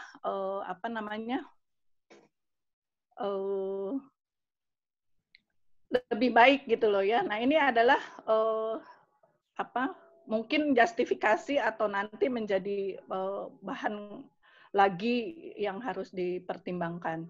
Karena hal-hal yang terkait dengan masa depan itu adalah yang seperti ini. Say misalnya kita lagi pertemuan seperti ini. Apakah retensinya mau disebut retensi hanya sebentar saja atau seperti apa gitu loh ya. Jadi memang ada hal-hal yang perlu diperhatikan ketika kita bicara masalah retensi. Kemudian tentang keamanan akses, saya rasa keamanan akses ini kalau terkait dengan arsip statis, saya melihat bahwa bukan berarti bahwa itu adalah sepenuhnya public domain, tapi ketika kita melakukan layanan arsip, itu memang diperlukan mana yang boleh restriksi atau ada pembatasan untuk diakses, atau mana yang boleh diakses secara menyeluruh gitu. Nah, ini yang mungkin ada hubungannya dengan informasi publik ya, aturan tentang informasi publik. Nah, ini barangkali yang juga saya rasa masing-masing perguruan tinggi atau masing-masing lembaga kearsipan memiliki uniknya masing-masing perguruan tinggi itu sendiri. Tetapi jangan lupa bahwa itu adalah payung tertingginya adalah barangkali undang-undang dan peraturan pemerintah yang kita miliki bersama. Barangkali itu yang bisa mungkin Pak Edi punya yang tadi ya retensi itu mengapa disebut kuantitatif dan kualitatif gitu loh. Memang belum pernah dibahas, namun rasanya itu bukan sesuatu bukan artinya barangkali harus dipertanyakan ketika kita mengatakan bahwa itu adalah menjadi sebuah pengetahuan atau sebuah keilmuan di dalam kearsipan ini. Mungkin itu Pak Sandi, terima kasih. Baik, terima kasih Bu Anon yang sudah memberikan masukan begitu jelas.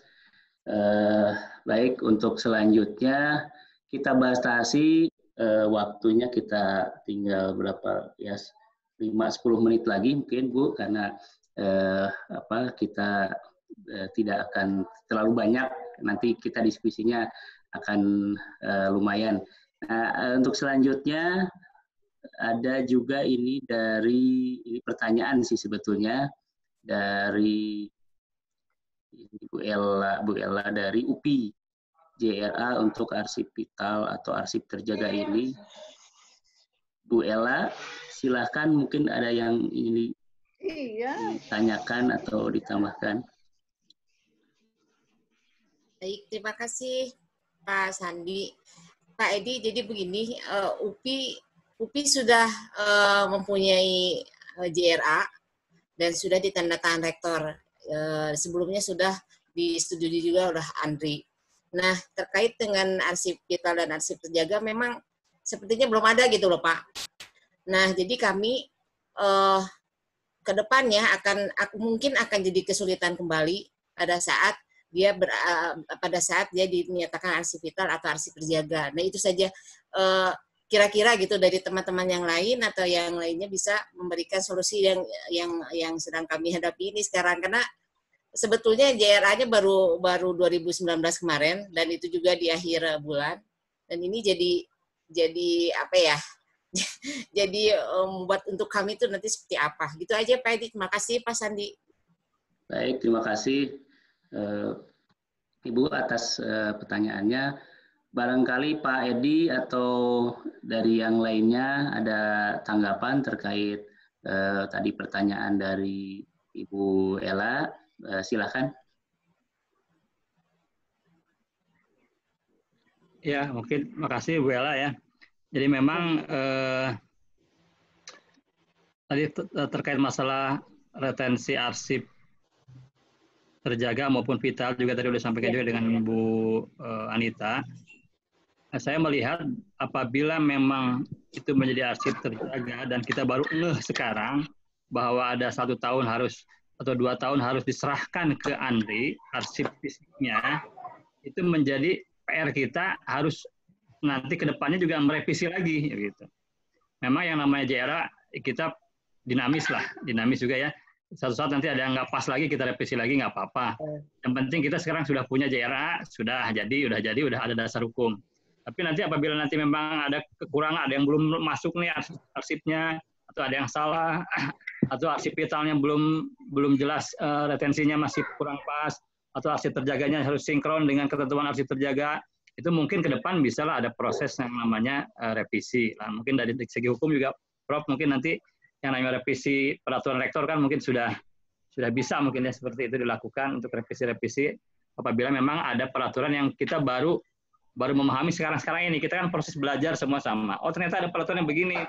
Waktu kita nyusun JRA, ini belum kepikiran. Nah, ternyata ada aturan untuk arsip terjaga harus diserahkan ke Andri, menyerahkan juga, bukan ke LKPT. Gitu. Nah, itu kan berarti harus dicantumkan di JRA-nya bahwa 2 tahun maksimal itu harus diserahkan dan diserahkannya ke Andri begitu. Itu dicantumkan di JRA yang untuk arsip terjaga. Itu pun dengan catatan kalau ada arsip terjaga di retensi kita, di JRA kita. Yang jadi pertanyaan juga, ada nggak arsip terjaga di JRA kita gitu ya. Nah, itu juga jadi perdebatan juga, jenis-jenis arsip apa yang masuk arsip terjaga di perguruan tinggi. Jenis-jenis arsip apa yang masuk arsip vital di perguruan tinggi. Itu pun di perka Andri-nya masih ada yang di vital juga ada, masih dalam diskusi juga. Mau ada revisi lagi di Andri juga tentang contoh-contoh arsip vital maupun contoh-contoh arsip terjaga. Betul. Nah, mereka mengembalikan lagi ke definisi arsip vital itu apa, kok contohnya nggak sesuai dengan definisi dan sebagainya lah. Mereka juga banyak pendapat dan mungkin Bapak Ibu juga mungkin bisa berpendapat arsip vital itu harus bagaimana, contohnya apa, arsip terjaga itu sesuai definisinya begini, contohnya apa. Nah, itu bisa jadi macam-macam pendapatnya sehingga kita juga agak sulit juga. Kita itu sebetulnya punya nggak arsip terjaga, punya nggak arsip vital gitu. Nah, itu yang sebetulnya juga jadi bahan utama untuk dimasukkan ke JRA. Begitu udah jelas, nah baru kita tentukan retensinya. Nah, retensi itu juga baru ternyata ada aturan arsip terjaga retensinya harus begini-begini, harus 2 tahun harus diserahkan. Nah, itu juga nggak apa-apa lah sambil jalan. Mungkin kalau pendapat saya nanti ada proses revisi berikutnya. Jadi ada kerjaan lagi Bu untuk arsip itu menilai kembali. Ya betul.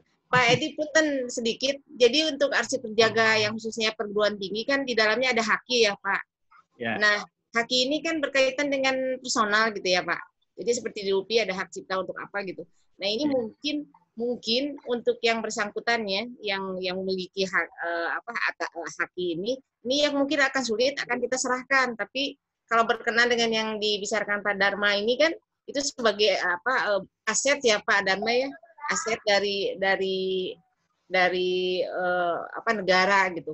Nah ini yang mungkin akan jadi bahan perdebatan juga nanti pada saat kita harus menyerahkannya, begitu Pak Edi. Emang punten Pak Sandi langsung jadinya Pak Sandi, punten. Mohon punten Pak Sandi. Silakan. Jadi mumpung pendak sekarang Pak Edi. Jadi kalau misalkan arsip haki gitu ya, di contohnya itu hanya disebutnya haki saja gitu. Tidak haki kayak apa tuh nggak didetailkan. Yeah. Apakah semua haki di perguruan tinggi itu masuk arsip terjaga begitu? Padahal definisi arsip terjaga itu adalah yang berkaitan dengan kenegaraan, kepentingan negara, keamanan bangsa dan negara begitu. Apakah semua haki yang di perguruan tinggi itu berkaitan dengan keamanan negara gitu kan? Juga kan harus jadi tanda tanya begitu. Ya, betul. Itu menjadi bahan perdebatan berikutnya. Yang mana yang masuk haki, yang masuk arsip terjaga itu. Ya. Yang mana perjanjian internasional yang masuk arsip terjaga itu, begitu. Itu mungkin begitu, Bu Hela. Ya. Ya. Nur. Tambahan aja mungkin Pak teman-teman nih semua. Sama itu mungkin masa apa ya, hal seperti itu juga sempat saya tanyakan. Karena gini, tahun 2015 itu saya pernah mengirimkan ke Andri salinan arsip kerjasama luar negeri. Itu ada 100 lebih lah, mungkin sekitar 150. Kemudian datang jawaban dari Andri, waktu itu Pak Andi Kasman yang menandatangani bahwa dari sekitar 150 itu 100 sekian belas itu masuk arsip terjaga dan akan diterbitkan dalam apa gitu, saya lupa namanya itu ya, oleh Andri. Hanya memang saya juga nanya, yang jadi masuk kriteria arsip terjaga itu dari MOU luar negeri itu apa, itu yang belum jelas buat kami juga nggak dapat salinannya. Tapi sebagai gambaran atau sharing saja bahwa saya itu 2015 pernah mengirimkan dan dijawab oleh Pak Andi Kasman lewat suratnya demikian. Jadi sekian 100 sekian belas itu masuk dalam kategori arsip terjaga dan akan diterbitkan di koleksi arsip terjaga Andri. Makasih.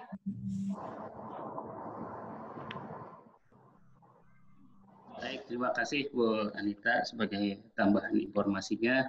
Ya tentu tadi memang dalam terkait kondisi-kondisi baik itu MOU, terkait juga haki, itu juga memang akan dilihat mungkin ya secara seperti apa. Untuk selanjutnya ini ada dari Pak Agus Santoso nih. Silakan Pak Agus langsung berkomentar.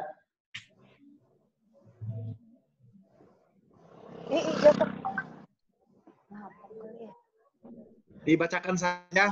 Oh, ya? Baik. Agusnya lagi menidurkan pertanyaan. Iya, ini saya bacakan Pak Edi. Waktu awal saya mendengar istilah retensi kualitatif dari Pak Edi, jujur saya jadi penasaran dengan konsep retensi kualitatif tersebut. Mungkin seperti yang ditanyakan Bu Anon, apakah istilah retensi kualitatif itu hanya untuk menegaskan bentuk uraian retensi dari JRA, ataukah memang ada konsep ilmiah yang membahas tentang hal tersebut? Matur nuwun, mohon maaf saya tidak bisa bicara langsung karena sambil menidurkan. Silakan Pak Edi, bisa mengkomentari dari Pak Agus. Ya, terima kasih Pak Sandi, Pak Agus. Seperti yang sudah disampaikan di grup PA juga, itu bukan kajian ilmiah sebetulnya. Jadi hanya memberikan penamaan bahwa pemberian nama itu muncul pada saat kita itu berkomunikasi dengan programmer pembuat sistem aplikasi. Mereka itu akan memasukkan angka JRA itu ke dalam sistem, angka retensi ke dalam sistem.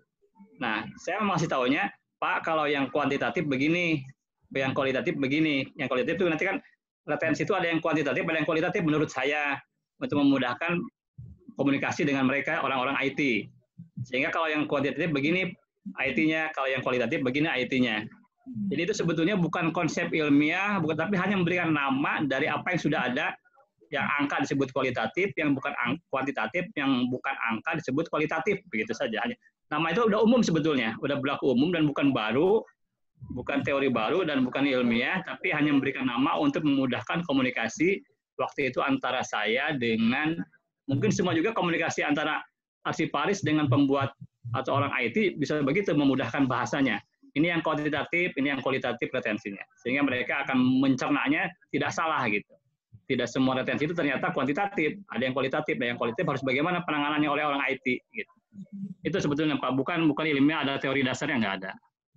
Itu istilah umum saja. Begitu Pak Sandi, Pak Agus, terima kasih. Baik, terima kasih atas penjelasannya Pak Edi. Saya lihat kalau di chat sudah semua terbahas ya, tapi barangkali ada yang ingin ditambahkan dari narasumber atau dari yang lain, silahkan sebelum kami akhiri. Silakan. Saya tambahkan, Pak. Silakan Pak Ade. Ya, non. Ini juga saya jadi tertarik nih Pak Edi antara kualitatif sama kuantitatif ya. Kalau kita berbicara kuantitatif sangat jelas ya Pak Edi. Hitungannya itu terukur gitu. Tetapi ketika berbicara kualitatif itu kan jadi tidak terukur karena sifatnya relatif gitu. Nah, terkait dari keberlakuan sebuah arsip, bagaimana nanti masa akhir sebuah arsip itu jika ukurannya tidak terukur, Pak Edi. Nah, itu mungkin mohon pencerahan, Pak Edi. Nuhun. Jadi Prof, saya waktu itu, waktu zaman 2013, 2013, itu ada contoh-contoh dari Andri. Ini saya tampilkan mungkin contohnya itu, aktifnya dia selama masih berlaku, misalnya bunyinya begitu. Atau selama jadi mahasiswa gitu, selama masih berlaku. Kemudian inaktifnya 3 tahun. Nah, untuk bisa memasukkan kata-kata selama masih berlaku itu, mengkomunikasikan dengan orang IT-nya, ini adalah yang kualitatif. Gimana, silahkan diakalin gimana caranya supaya dia masuk di sistem. Nah, gitu, yang kualitatif. Selama masih menjadi mahasiswa.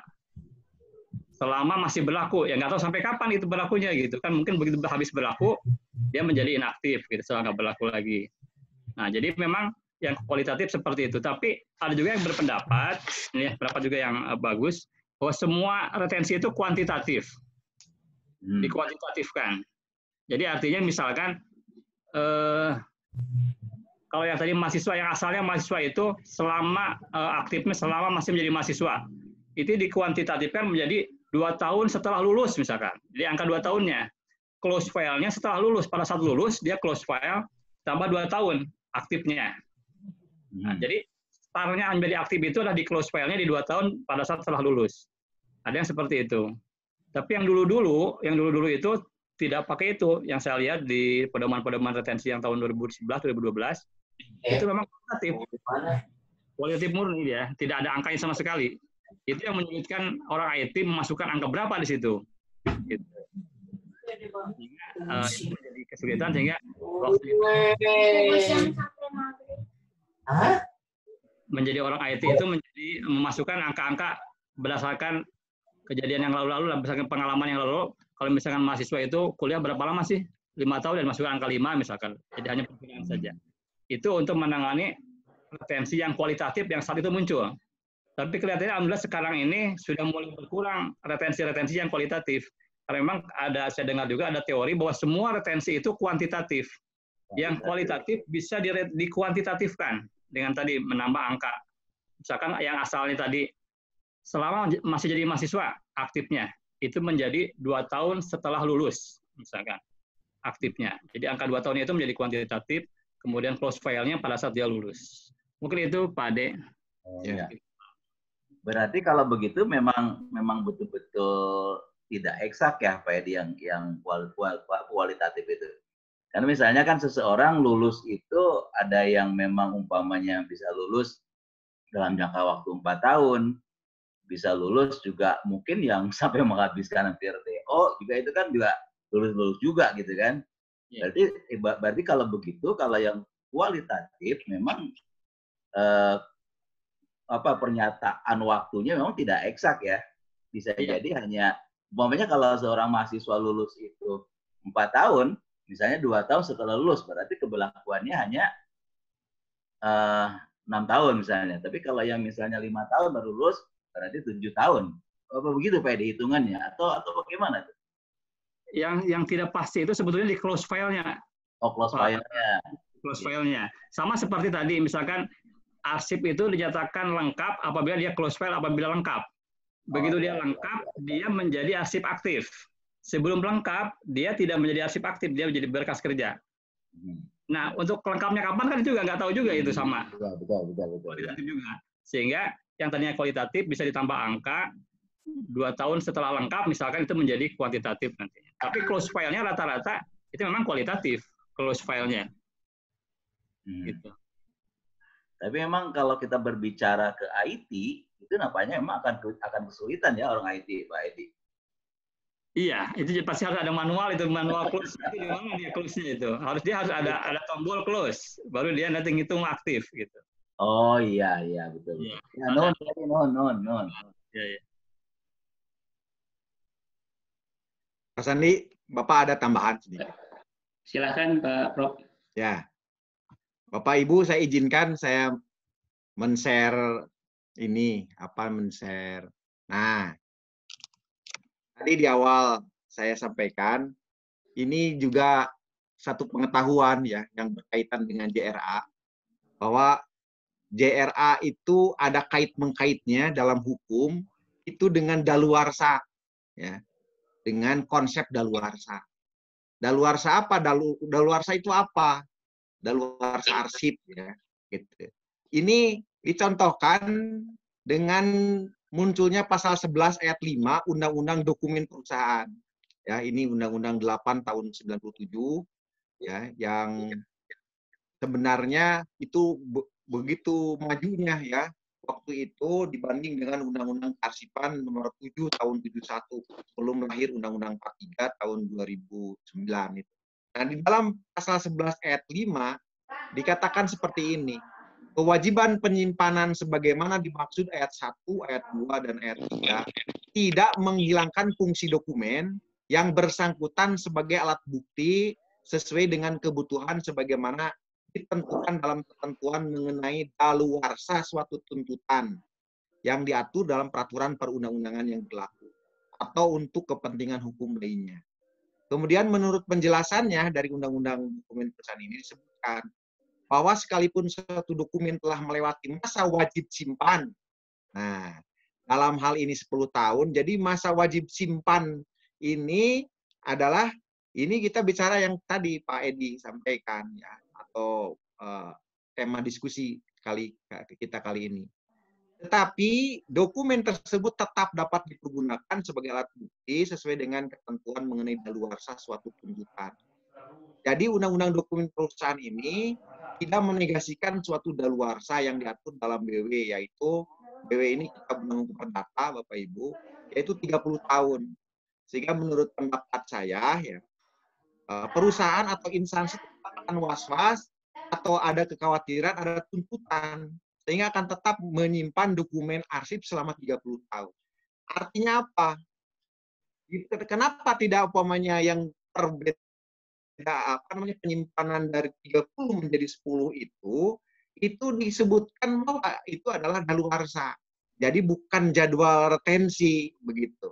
Kalau itu daluarsa berarti menegasikan BW yang harus 30 tahun. Jadi kalau umpamanya ada tuntutan lebih dari 10 tahun, nah kita tinggal hanya menyebutkan telah daluarsa. Nah, kalau sudah daluarsa, nah itu berarti selesai masalah hukumnya.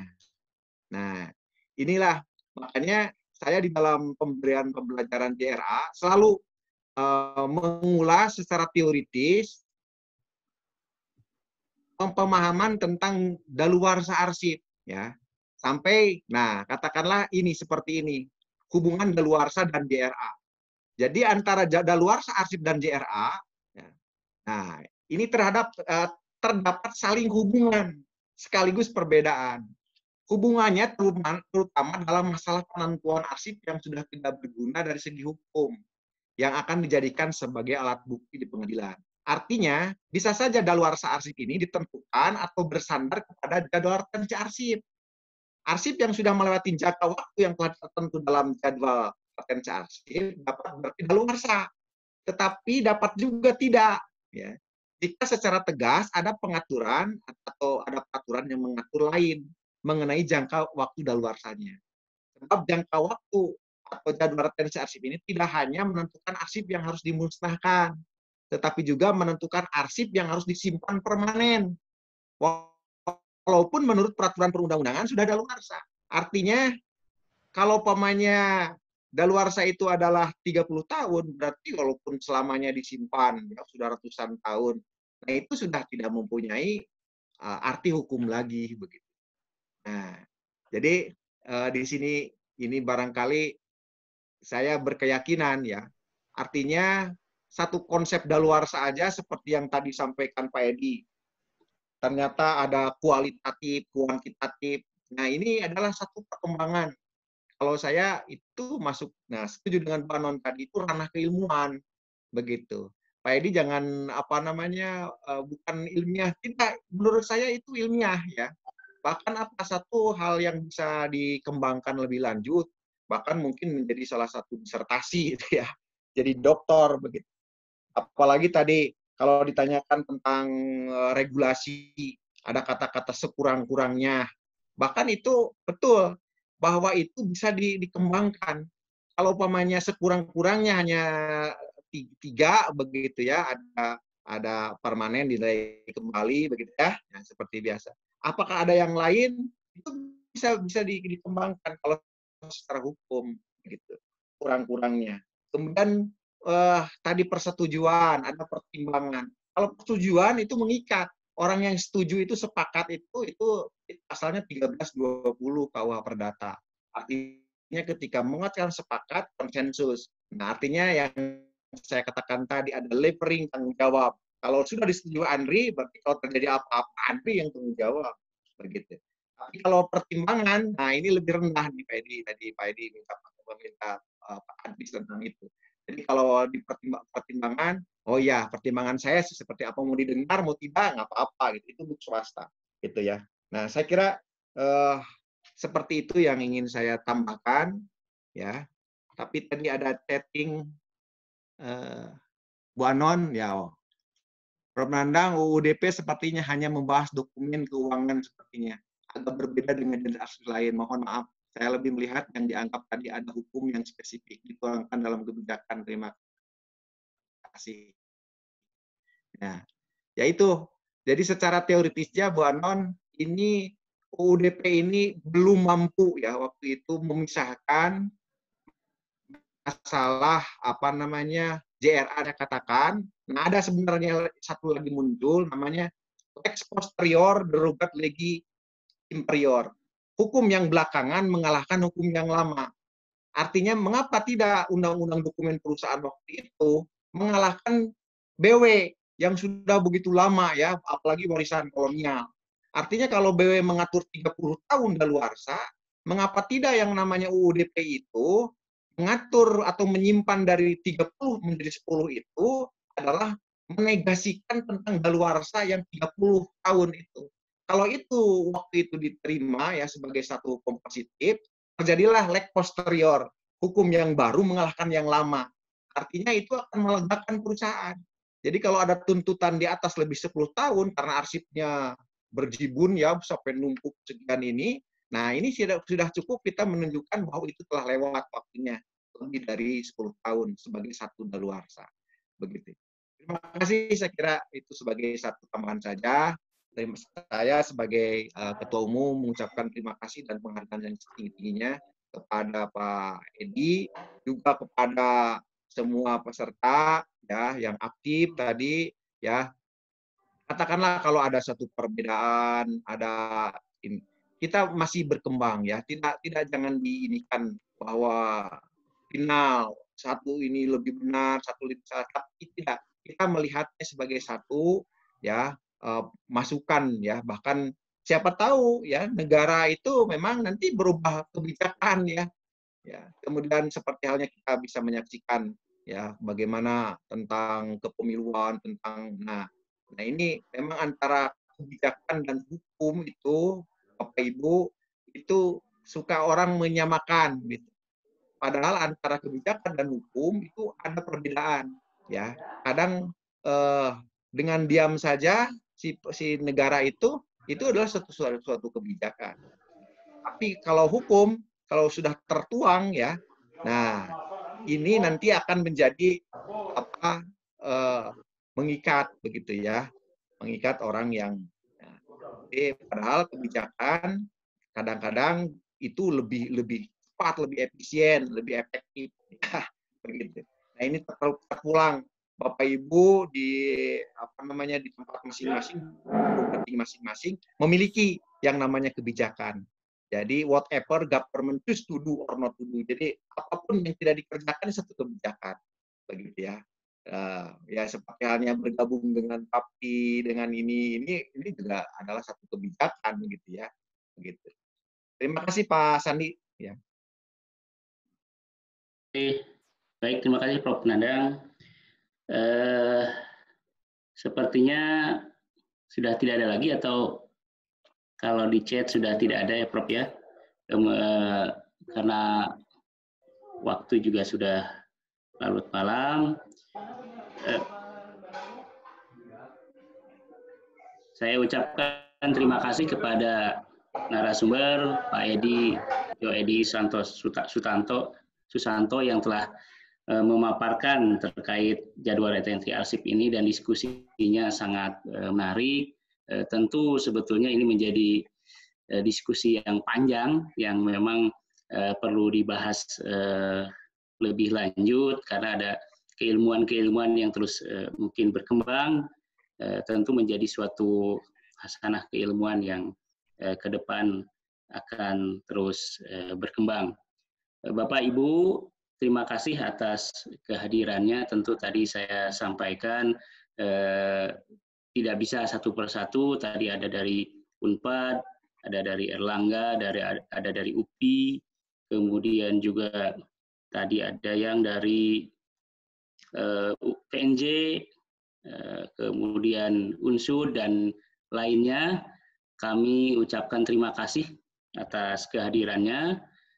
Tentu kami harapkan kembali kehadirannya pada webinar sesi berikutnya yang insya Allah akan disampaikan oleh Prof. Nandang terkait autentifikasi dan legalisasi. Ini juga menjadi materi yang sangat menarik. Kami mohon Bapak Ibu juga nanti berkenan untuk hadir dalam sesi webinar selanjutnya yang akan dilaksanakan hari Senin selanjutnya tanggal 20 Juli. Untuk itu saya ucapkan terima kasih sekali lagi kepada narasumber, kemudian juga para ketua LKPT yang sudah hadir, ada di sini Bu Anita, ada kemudian tadi saya lihat juga beberapa, ada Pak Yunus yang sebagai host yang sudah standby. Mohon maaf tadi saya tidak menyapanya. Terima kasih sekali lagi kepada Bapak Ibu yang sudah hadir dalam webinar sesi pertama ini, yang insya Allah PAPTI akan menyelenggarakan webinar series ini berlanjut. Nanti seperti yang disampaikan sebelumnya oleh Prof. Nandang, kita akan berlanjut Prof ya. Kemudian juga saya informasikan juga ada kerjasama, tapi nanti secara detailnya ada program kerjasama. Prof, mungkin Prof. Nandang dulu lah sebelum ditutup Prof. Silakan. Prof. Dilanjutkan oleh Pak Sekjen karena yang lebih detail ya. Nah ini karena kabar gembira untuk menambah pengetahuan bagi kita. Silakan Pak. Bagus Pak, terima kasih. Baik. Terima kasih. Jadi PAPTI kemarin kita ada kerjasama dengan YPPK yang akan berlanjut tentunya, yang akan melaksanakan pelatihan-pelatihan. Nah tentu nanti juga ada pelatihan-pelatihan gratis ya, kita utamakan dengan anggota-anggota PAPTI ini Prof ya di masing-masing universitas. Jadi ini bahasannya alhamdulillah YPPK akan memfasilitasi, bahkan nanti sertifikatnya juga siap disiapkan, jadi ada logo PAPTI dan logo YPPK. Insya Allah akan dijadwalkan nanti awal bulan Agustus, Prof ya. Jadi insya Allah nanti akan ada undangan secara resmi dari kami dan YPPK untuk BIMTEK kearsipan, khususnya bagaimana pengelolaan kearsipan di perguruan tinggi. Nah, nanti kami akan informasikan selanjutnya. Itu saja. Alhamdulillah.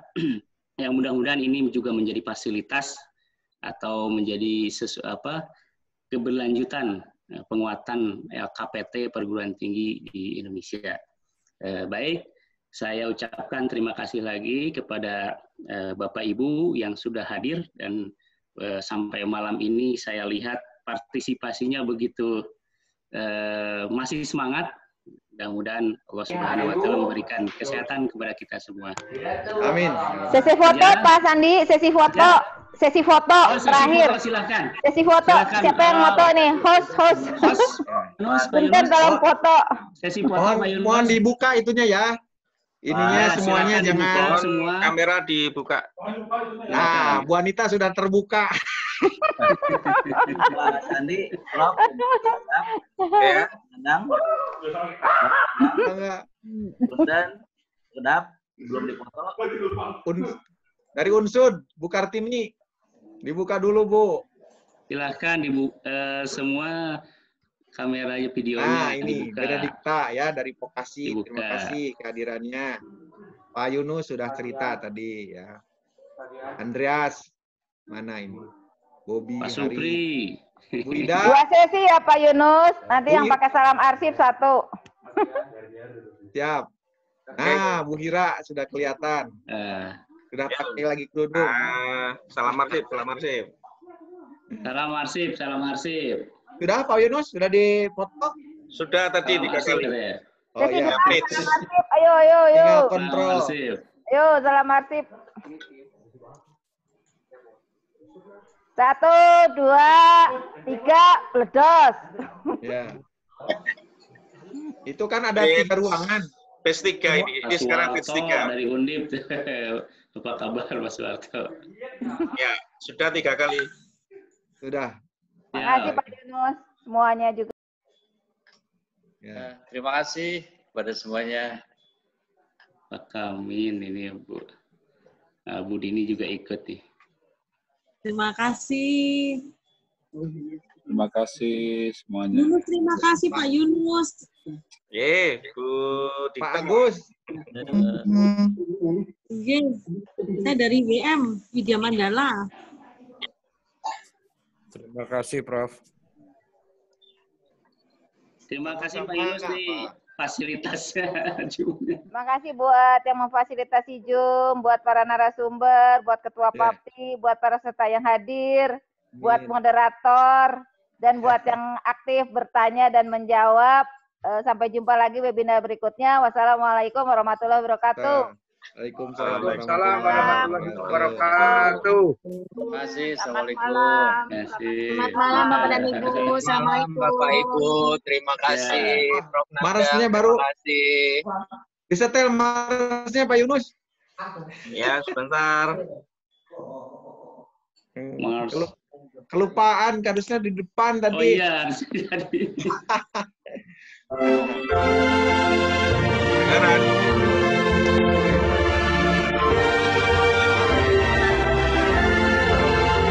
Tergagas di kota Surabaya, bersepakat di kota Depok, deklarasi di Jatinangor, perkumpulan aksi perguruan tinggi Indonesia, mengawal gerakan sadar dan ikhlasih, mencerahkan lisan kearsipan.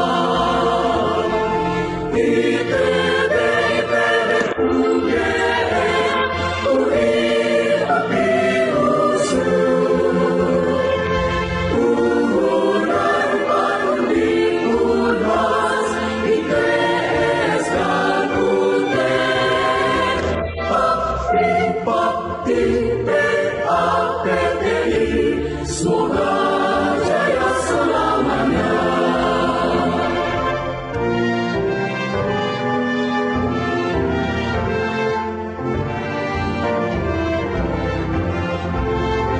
Tersirat lambang PAPTI, dua tangan penyangga perguruan tinggi, hijau representasi alam, warna biru menenangkan pikiran, warna-warni adalah kebinekaan menuju tatanan yang sinergi. IPB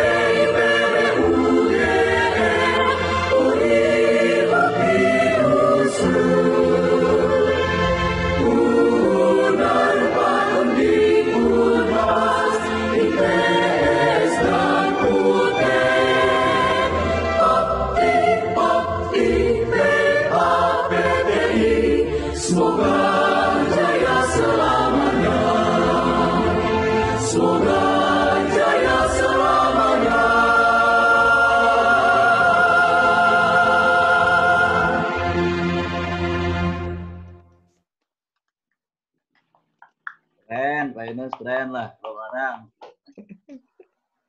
Ya. Semoga jaya semuanya. Ya. Amin. Tidak ada form feedback, Pak Sandi? Ya. Nuhun wilujeng, maka assalamualaikum warahmatullahi wabarakatuh. Terima kasih sudah mengisi daftar hadir. Nanti disiapkan sertifikat elektroniknya. Siapa yang akan menulis ini? Nan nanti, untuk ini, untuk disertasinya, jadwal retensi arsip, wah, luar biasa. Penguji nanti Pak Edi. Siap, Pak. Bahan berharga, Pak.